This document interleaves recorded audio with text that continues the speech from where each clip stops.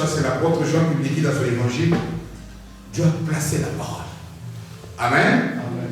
Et quand Dieu a placé la parole, on dit que dans la parole que Dieu place, il y a la vie. Amen. Amen.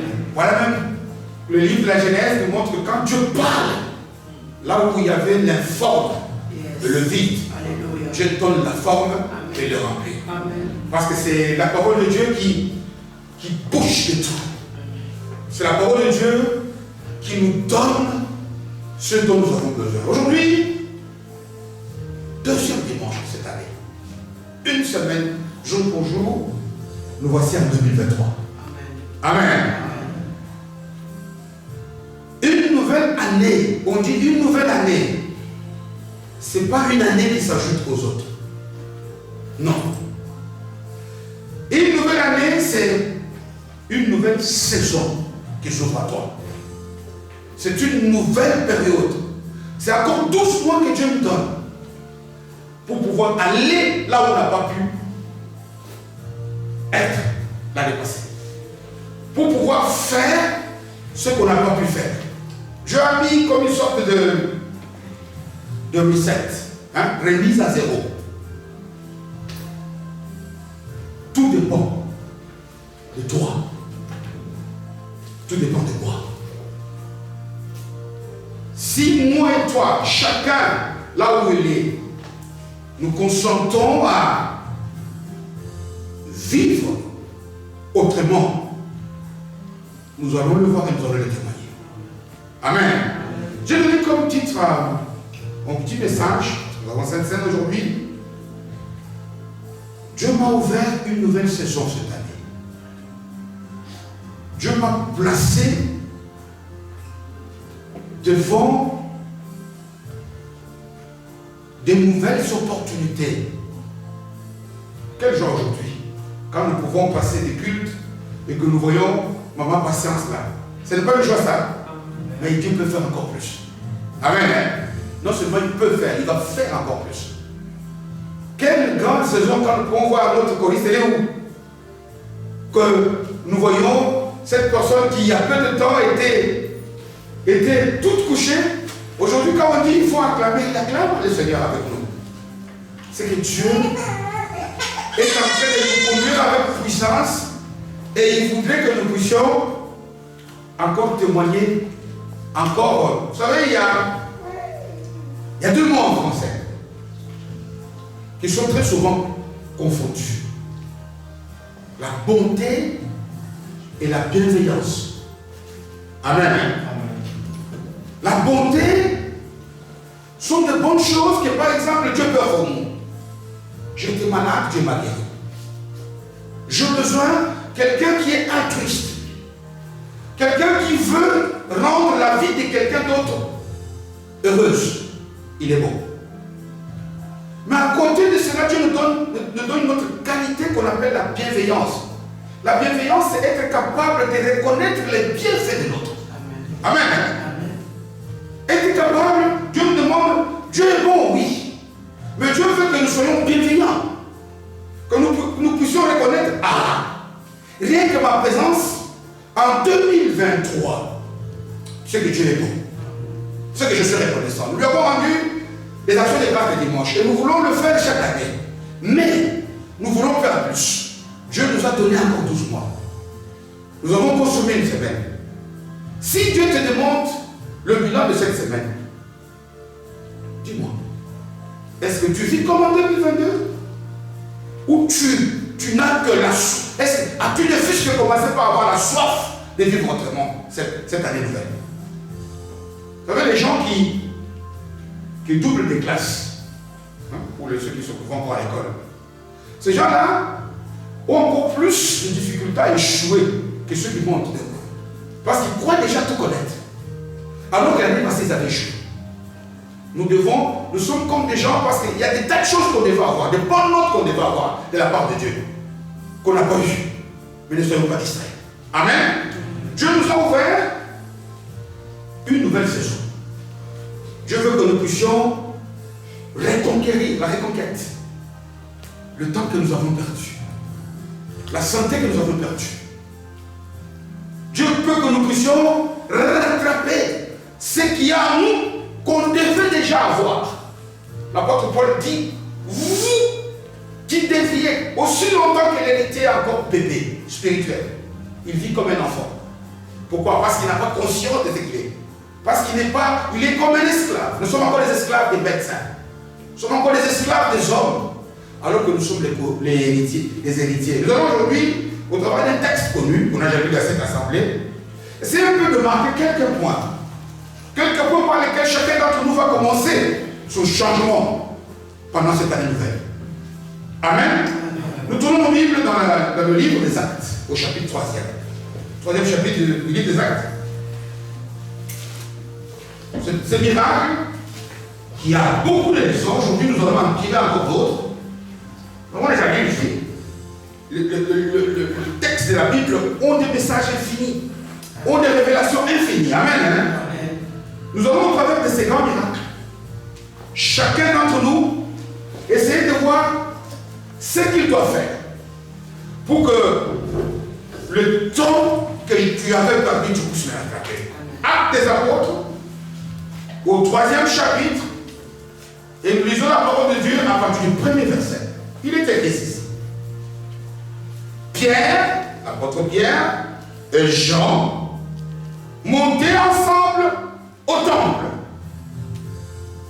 Mais ils ne montaient pas n'importe quand. À l'heure de la prière. Et cette heure était bien précise. On précise que c'était la 9e heure. Quelle est ton heure à toi pour monter dans la présence de Dieu? Est-ce que tu es précis? Est-ce que tu viens encore? Tu as commencé ta année à vivre dans l'improvisation.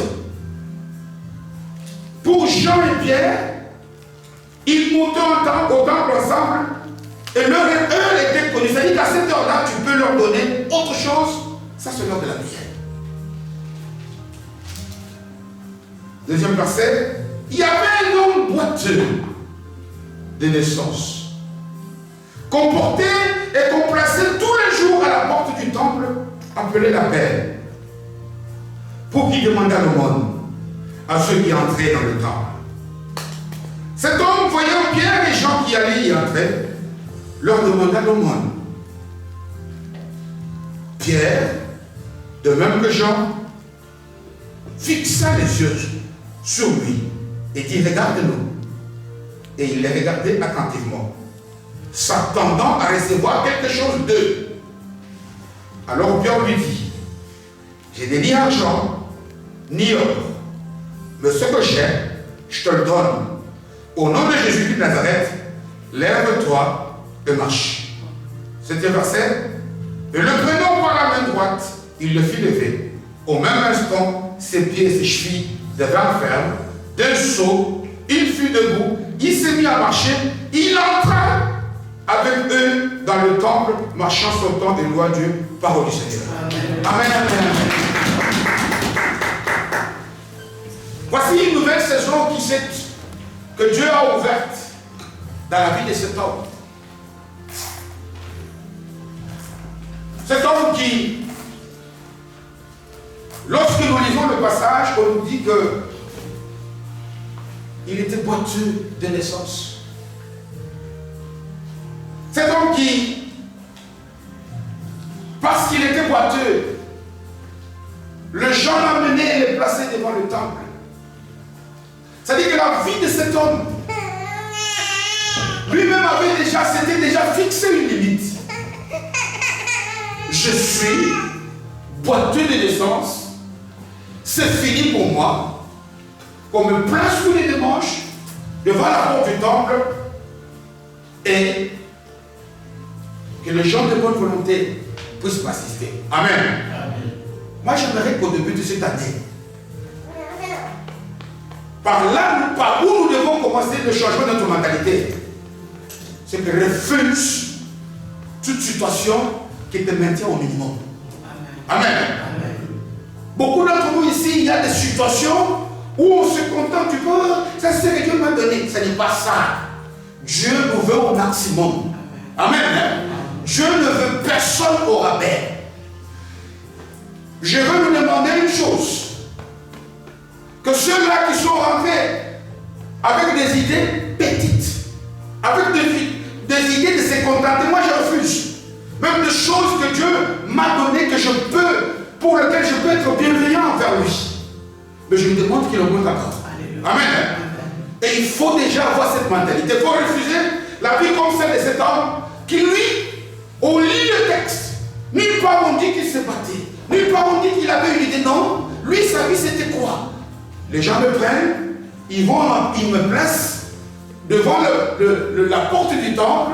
Et de là, ceux-là qui ont la bonne volonté, ils glissent une pièce et ça me suffit. Non.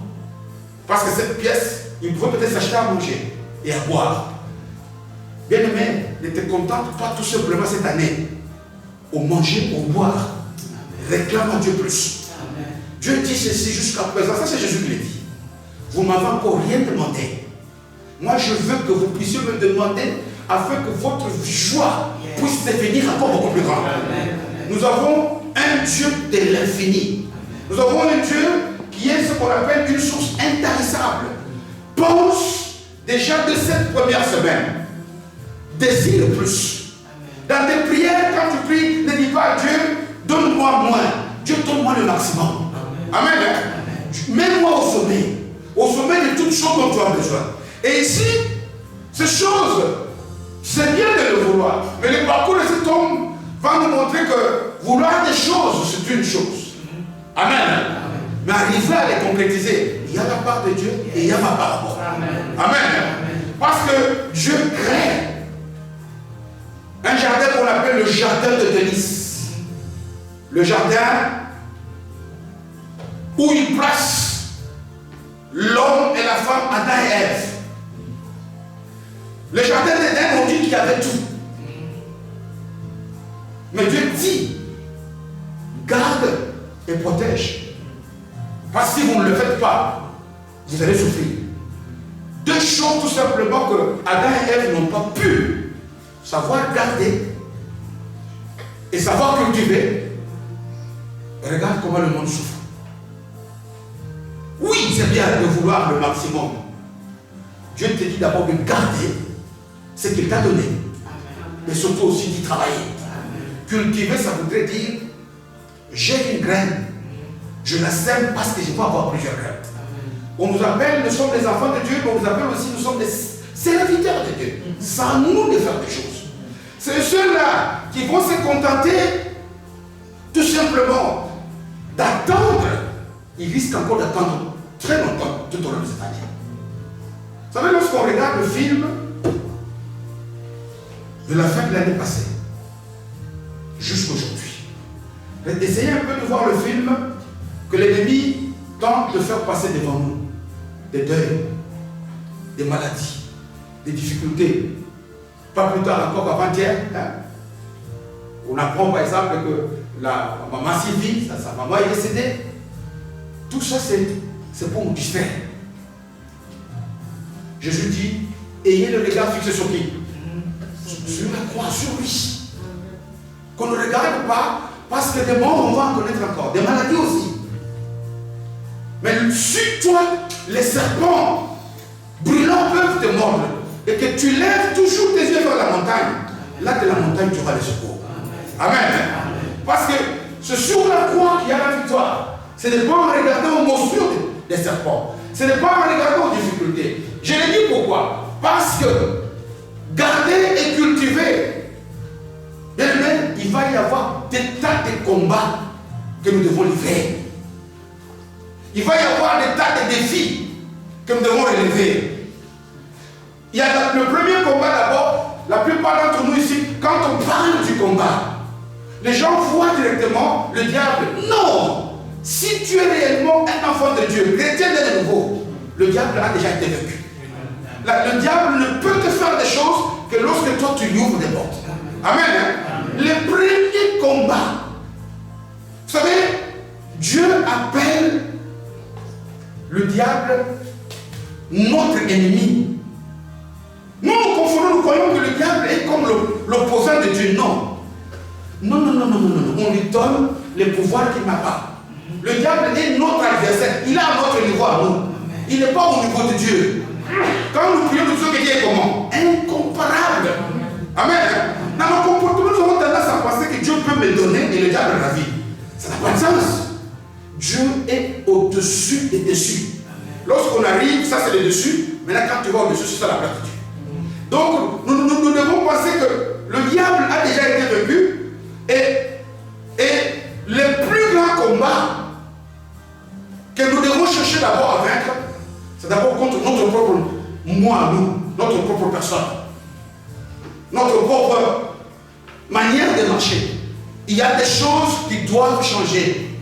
Le plus grand ennemi, c'est notre propre moi, notre propre caractère, notre propre comportement. C'est par là qu'il y a la porte qui peut faire même que le diable peut venir nous donner un petit coup à la tête. Amen. L'apôtre Paul, quand il dit à son fils spirituel Timothée, j'ai combattu le bon combat. Amen. Déjà, ces passages, moi je l'aime beaucoup. Pourquoi? Parce que 2 Timothée chapitre 4, verset 7, 8, 9. Il dit, j'ai combattu le bon combat. Tout ça pour nous dire que nous puissions voir tous ces drames qui défilent devant nous. Tant qu'on vit sur terre, il y en aura toujours. Amen. Mais malheur à tous ceux-là qui, refusent de combattre, c'est-à-dire ils ignorent l'existence de combat et refusent de combattre. Paul dit, j'ai combattu les bons combats. En d'autres termes, si tu veux gagner, tu dois savoir qu'il va y avoir des défis que tu devras relever cette année. Et ces défis-là, tu ne dois pas les fuir. Tu dois combattre comme Paul. Paul ne dit pas, j'ai connu des combats et Dieu est venu combattre pour moi. Non. Il dit, j'ai combattu les bons combats.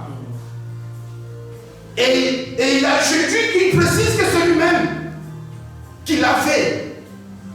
Et ces combats-là, c'était quoi? Pourquoi? Parce que Paul était aussi confronté au même défi de la vie de Matthieu. Il y a des combats. Mais lui, il n'a pas combattu n'importe quel combat. Il dit, j'ai combattu lequel? Les bons combats. Parfois, nous perdons du temps à des combats inutiles. Dieu dit, cherchez prioritairement, principalement, primordialement le royaume de Dieu, donc les choses de Dieu, les choses d'en haut et leur justice. Et il dit, alors le reste, tu ne vas pas chercher. Le reste va t'accompagner. Mais nous avons inversé tous ces passages. Nos luttes aujourd'hui, nos combats, c'est pour le reste. Non. Non. Et attention, lorsque tu vas être confronté à ces combats, l'apôtre Paul ajoute, moi je suis heureux parce que j'ai gardé quoi? Ma relation avec Dieu, j'ai gardé la foi. J'ai gardé la foi et il dit, je suis allé jusqu'au bout de ma mission. Amen. Hein? J'ai achevé ma course. Voilà pourquoi il était sûr que la couronne de justice devait lui être donnée par Dieu. Mais il ajoute, cette couronne on peut donner, non seulement moi je l'aurai, mais à tous ceux qui vont mener les bons combats comme moi. Amen. Hein? Il va y avoir des défis. Il y en a peut-être déjà.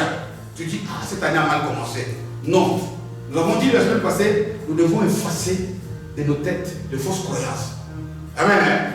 Parce que cette année a commencé comme ça, tu commences à vivre, tu dis, ah, moi, mon année a mal commencé. Enlève ça. Les combats, les défis, ça existe. Yes. Tu dois chercher à t'amuser, trouver quel est le bon combat. Quelles sont les choses qui me relèvent? Quels sont les défis qui font que je puisse marquer des points de la part de Dieu? Ça, c'est le bon combat. Et surtout que je dois tout faire pour que quel que soit le combat, j'ai été trahi. J'ai été trahi par une personne à qui j'avais placé toute ma confiance. Maintenant, je fais quoi? C'est un combat. Pardonner. C'est un amen. Hein? Amen. Si tu ne pardonnes pas, tu risques de perdre la foi. Alors, fais comme Paul. Même s'il faut ne pas pardonner l'impardonnable. Moi, je vais le faire pour ne pas donner la victoire à Satan. Amen. Alors, c'est ce que ce passage que nous venons de lire ici va nous ajouter encore comme leçon par rapport à tout ce que le Saint-Esprit nous a révélé dans ce passage. Le texte commence par Pierre et Jean montaient ensemble au temple à l'heure de la prière. C'était la 9e. Le Saint-Esprit précise encore. Et vous savez que lorsqu'on place cette histoire dans le temps normal, la période n'était pas propice. Nous sommes ici au 3e chapitre du livre des Actes. Le Saint-Esprit est déjà venu au 2e chapitre. Et tout le monde sait que, compte tenu des miracles que le Saint-Esprit a accomplis, de foules de multitudes qui se sont converties, on dit que les Juifs sont devenus très méchants. Ils sont devenus très violents. Les Juifs, tous ceux qui se disaient comme chrétiens à cette époque, étaient combattus. Amen. Les chrétiens étaient combattus. Il y avait des combats sévères. L'église était combattue comme d'abord. Vous savez, à cette époque ici, se manifester comme étant chrétien était exposer sa vie à une peine capitale, à la peine de la mort. Pourquoi je l'ai dit?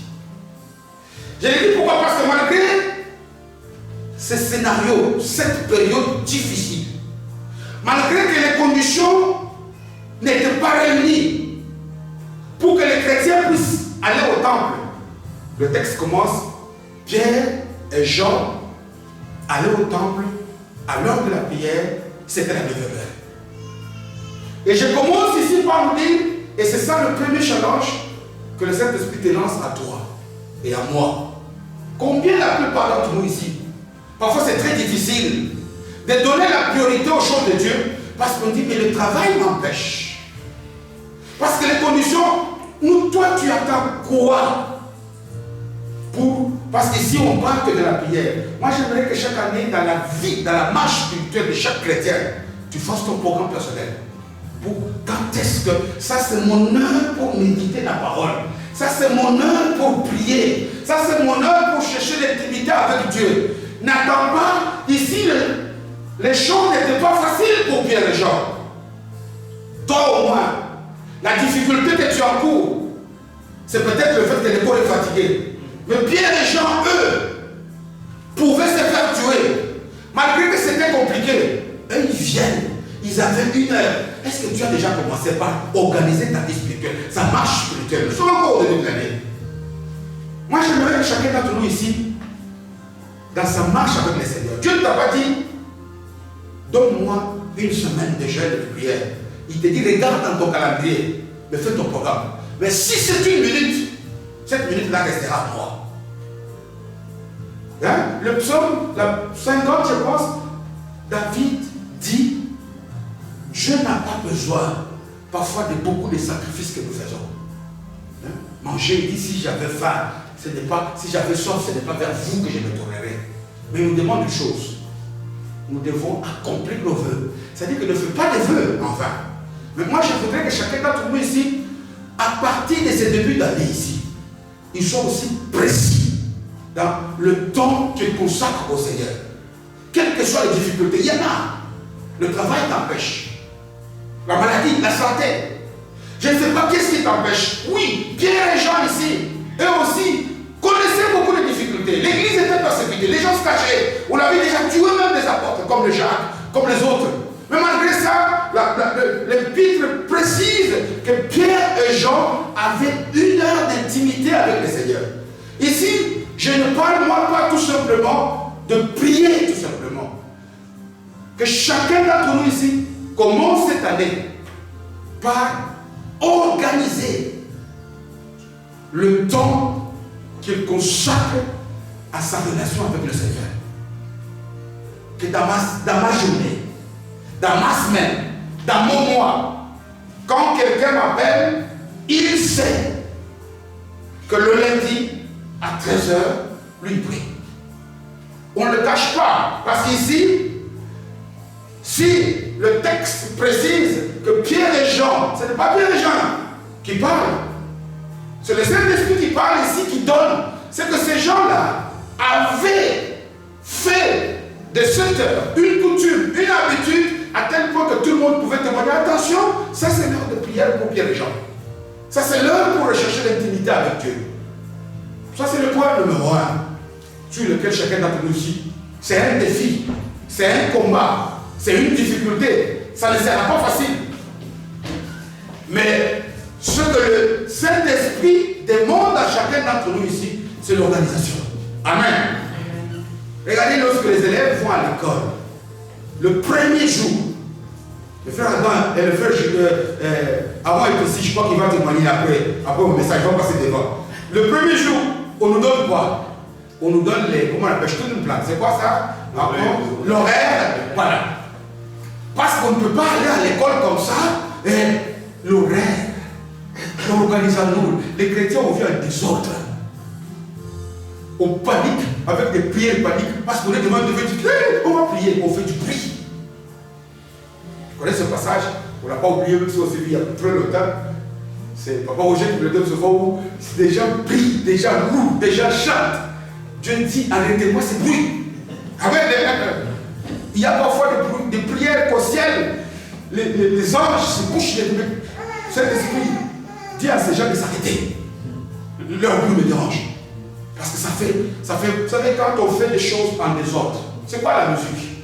La musique, c'est faire des sons d'une manière harmonieuse. Amen. Quand une vie est en désordre, si on chante ici tous les micros dans le sens, les troubles, les désertés, ça ne devient pas bon à l'oreille. La vie spirituelle de beaucoup de gens est gâchée parce qu'il y a un désordre. Il y a un désordre. Il y a un désordre, il y a un temps individuel, un horaire individuel que chacun d'entre nous va faire, mais il y a aussi un horaire de groupe. Pourquoi? Parce qu'ici, on nous dit que Pierre et Jean allaient ensemble. Oui, les horaires de groupe, nous avons les intercessions.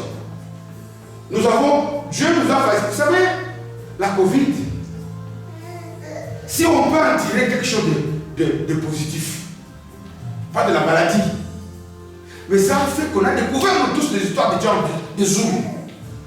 Parfois on pouvait dire, je ne vais pas aller là-bas à cause du froid, même si bien les gens ici prennent des risques. Mais il y a des Zoom. Parfois nous avons des difficultés même à suivre des choses par Internet. Alors que nous pouvons passer des heures et des heures à regarder des choses inutiles. J'étais à une fête de mariage hier. J'étais assis à côté d'un pasteur. Et puis, il m'a interpellé. Il est venu dire là, le pasteur. Il me dit, regarde, il me montre une table. On avait placé une belle salle, tout était propre. On avait placé 10 personnes à la table. Les gens étaient assis l'un à côté de l'autre. Mais tout le monde était sur ce geste. Personne ne parlait à personne. Tout le monde parlait à personne. Il me dit, regarde, tout le monde était concentré. 10 personnes tout autour de la table. Pourtant, ce n'est même pas que c'est des inconnus, des gens qui se connaissent. Ils sont venus d'un coin. Ils disent, regarde un peu là-bas. J'ai dit, vous voyez comment est-ce que le diable est capable d'adormer les gens. Les gens, c'est comme si, oui, tu peux le faire. Nous tous on le fait. Mais que ça se captive à tel point que les gens sont assis. Et ils ne peuvent même plus s'adresser une parole. C'est nous qui étions là-bas. À une autre table, on a dit, mais on a placé la boisson. Mais buvez même. Ni les bouteilles ouvertes, ni les plots, ni les limonades. Parce que tout le monde concentré. Non. Sortons de ces désordres. Amen. Amen. Sortons de ces ordres. Soyons organisés. Et puis, on nous dit que Pierre et Jean, ils viennent et ils trouvent une personne qui était boiteuse. Le texte est bien précis. On ne dit pas que cette personne était paralysée. Vous savez, quand nous lisons la Bible, le Saint-Esprit est précis. Boiteux, ça voudrait dire quelqu'un, par exemple, qui a des difficultés à utiliser ses jambes comme moi et toi, à se tenir debout. Mais cette personne, peut-être que ses mains et ses bras pouvaient bouger. Mais cette personne pouvait parler. Cette personne pouvait faire des tas de choses. Vous savez, il y a parfois des handicaps.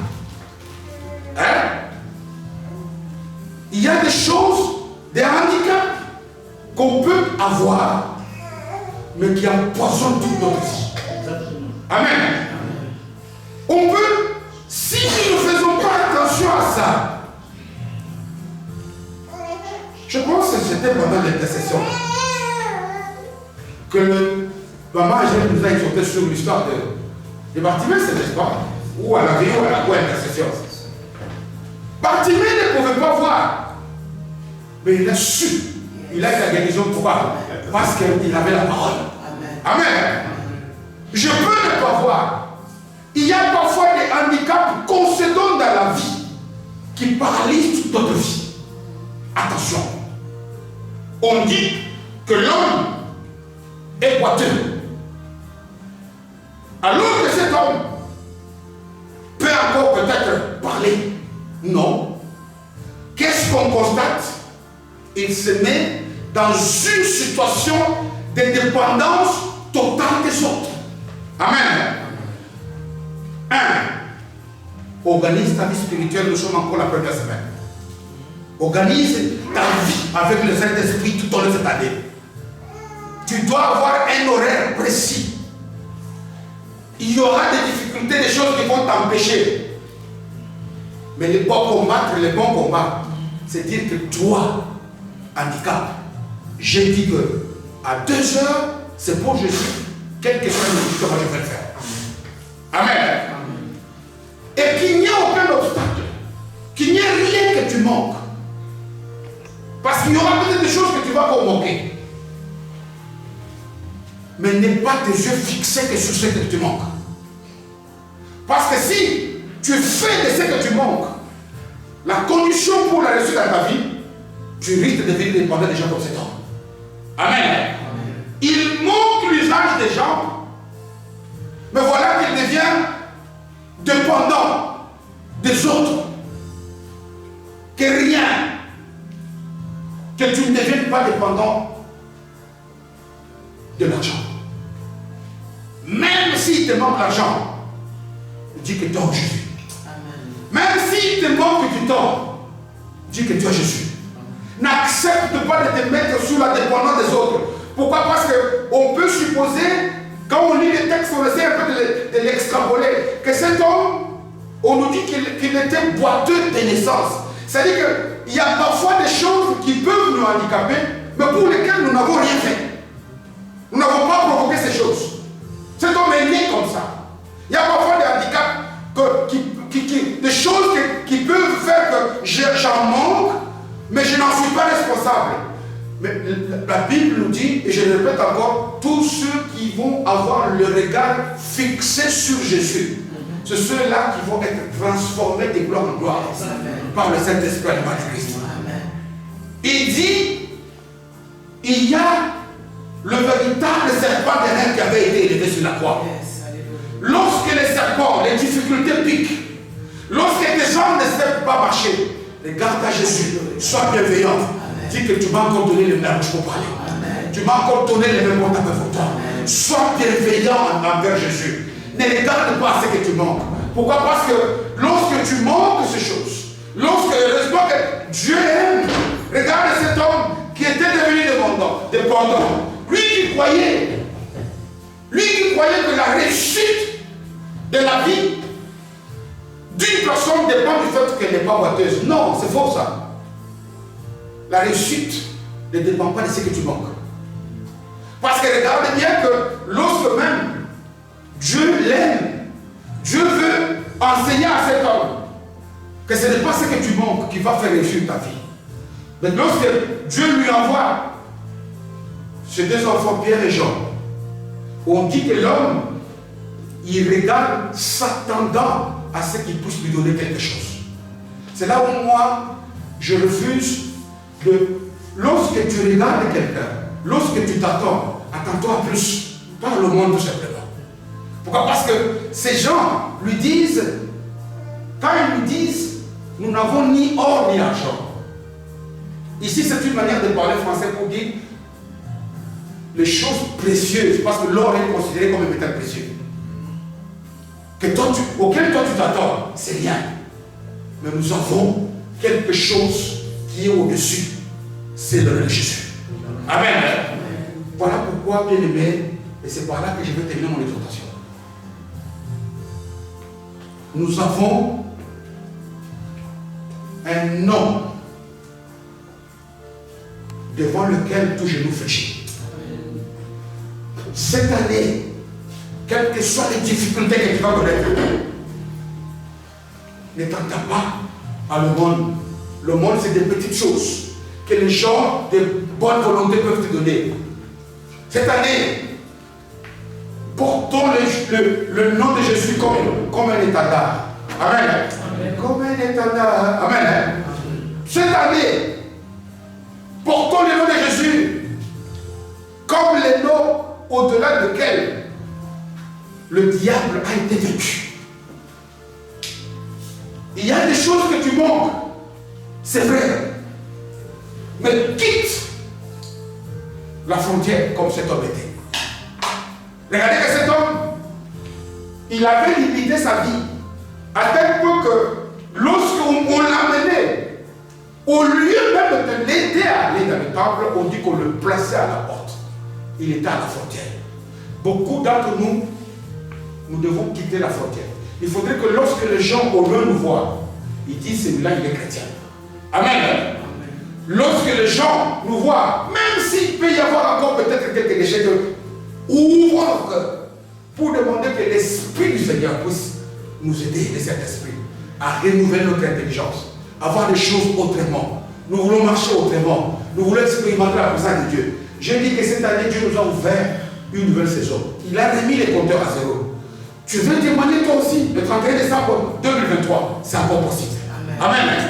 Ça ne peut être possible que lorsque tu ne t'attends pas à l'aumône, mais lorsque tu t'attends à des grandes choses, lorsque tu t'attends à ce que le nom que Dieu nous a donné, qui est la manifestation de son amour, de Jésus, va être porté. Porter le nom de Jésus, ce n'est pas tout simplement le proclamer. Au nom de Jésus, non. On porte, quand on dit qu'un enfant porte le nom de son père, c'est-à-dire que lorsqu'on voit cet enfant, on dit, ah, ça c'est vraiment le nom de Dieu. Quand on voit la personne porter le nom de Jésus, ce n'est pas simplement le proclamer inutilement. Parfois, le proclamer inutilement, comme ça, on fait du bruit. Porter le nom de Jésus, c'est mener cette vie qui prouve que les gens honorent Jésus. Amen. Hein? Nous sommes les saints de la terre. Il dit que votre lumière soit visible de tous. Parce que nous sommes la lumière du monde. Il dit que nous sommes situés sur la montagne. Il dit qu'il faudrait que le monde voit notre manière d'agir. Afin que puisse glorifier qui? Jésus, notre Père qui est au ciel. C'est ça porter le nom de Jésus. Amen. C'est mener une vie, avoir un témoignage qui glorifie Jésus. Si tu le fais, si je le fais, ce n'est pas facile. C'est un défi. Mais si Paul l'a fait, ce sont des combats. Ce n'est pas facile de vaincre le moi, de vaincre son caractère, de vaincre, je ne sais pas moi, des choses qui sont encore fragiles. Mais Dieu dit que oui, c'est vrai, je le reconnais. Mais le psalmiste nous dit, avec Dieu, nous faisons quoi? Que Dieu bénisse sa parole.